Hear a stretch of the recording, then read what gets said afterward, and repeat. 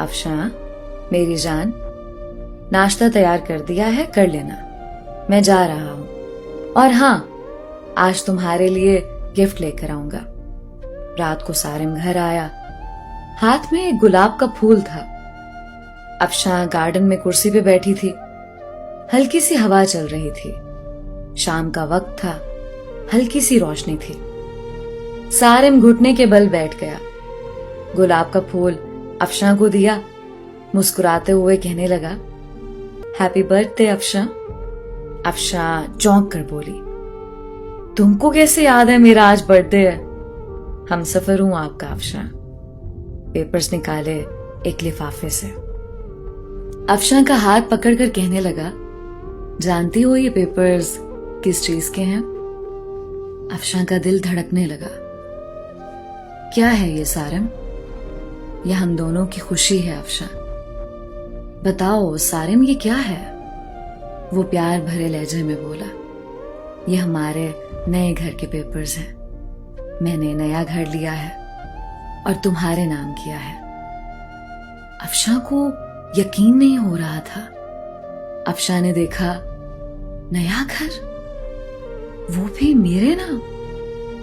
अफशा कुर्सी पे बैठ गई, आंखों में आंसू आ गए। सारिम, इतनी मोहब्बत? सारिम की आंख से पहली बार आंसू छलका था। सारिम ने कांपती हुई आवाज में कहा, अफशा, एक चीज मांगू? अफशा ने हां में सर हिला दिया। अफशा, हमेशा खुश रहना। जानती हो, तुम परी सी हो, मासूम सी, बहुत प्यारी हो तुम। मैं बहुत खुश नसीब हूं, तुम जैसी हमसफर मिली मुझे। अफशा, हमारी शादी को 2 साल गुजर गए, लेकिन हमने कभी एक दूसरे को सीने से नहीं लगाया। मुझे आज सीने से लगा लो ना। अफशा ने ना चाहते हुए आज सारिम को सीने से लगा लिया। सारिम जोर से सीने से लगा, रोते हुए कहने लगा, ये बाहें क्या पता फिर नसीब हो ना हो। इतना कहकर सारिम कमरे में चला गया। अफशा को समझ नहीं आ रहा था कि क्या करे। वो सारिम को क्या समझती रही? सारिम कितना अच्छा इंसान है, कितना बुरा सलूक किया मैंने सारिम के साथ।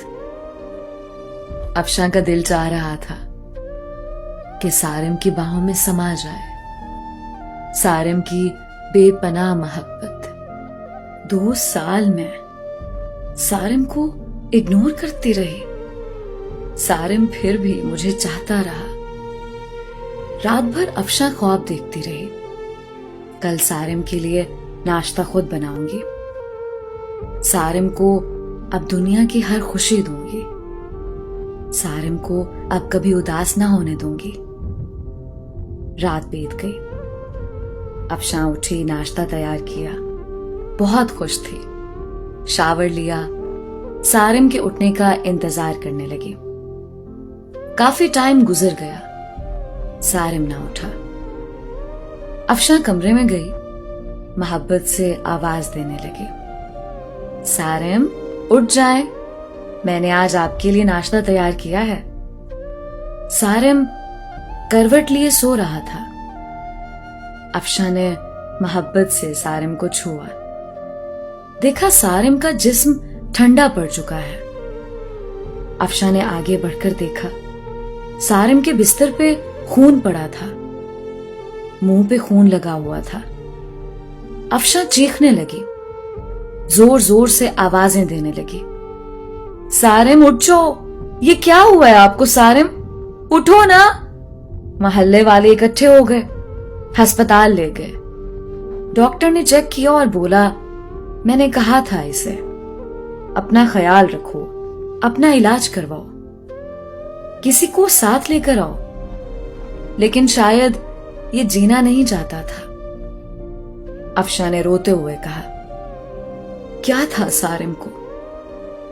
डॉक्टर ने एक आह भरी और कहने लगा, सारिम को पिछले 1.5 साल से ब्लड कैंसर था। शायद उसका ख्याल रखने वाला कोई नहीं था। मुझे अक्सर कहता था, डॉक्टर साहब, मैं किसके लिए जीऊं? कोई है ही नहीं जो मुझे अपना कह सके। मेरे घर में मेरा इंतजार करने वाला कोई नहीं है। कोई नहीं है जो मुझसे मोहब्बत से पूछे दिन कैसा गुजरा। कोई नहीं है जो मुझे कहे, आप थक गए हैं, चलो सर दबा दो। रात को कमरे में अकेला दर्द से तड़पता हूं, लेकिन कोई नहीं है जो मेरा दर्द समझे। अफशा जमीन पे गिर गई। सारिम, ये क्या कर दिया तुमने? सारिम, मुझे माफ कर दो। सारिम, मैं पागल हो गई थी। सारिम, ना जाओ मुझे छोड़कर। सारिम, मैं मर जाऊंगी तुम्हारे बिना। सारिम की लाश सामने पड़ी थी, जो जिंदगी में अफशा की मोहब्बत को तरसता रहा। अफशा सारिम के चेहरे को हाथों में लिए चीख चीख कर रो रही थी, लेकिन शायद अब मोहब्बत का वक्त खत्म हो चुका था। सारिम हमेशा के लिए आजाद कर गया था अफशा को। दोस्तों, किसी के जज्बात से मत खेलो। किसी को इतना ना सताओ कि वो मर जाए। अपने हम सफर को सीने से लगाकर एक दूसरे को गाली देने की बजाय एक दूसरे को चूम लो। अना में मोहब्बत के लम्हों को ना जला देना। छोटी सी जिंदगी है, ना जाने कब बिछड़ जाए, कब मौत आ घेरे। मोहब्बत बांटते रहो। किसी के मरने के बाद पछतावे से अच्छा है किसी को जिंदगी में ही सीने से लगा लो।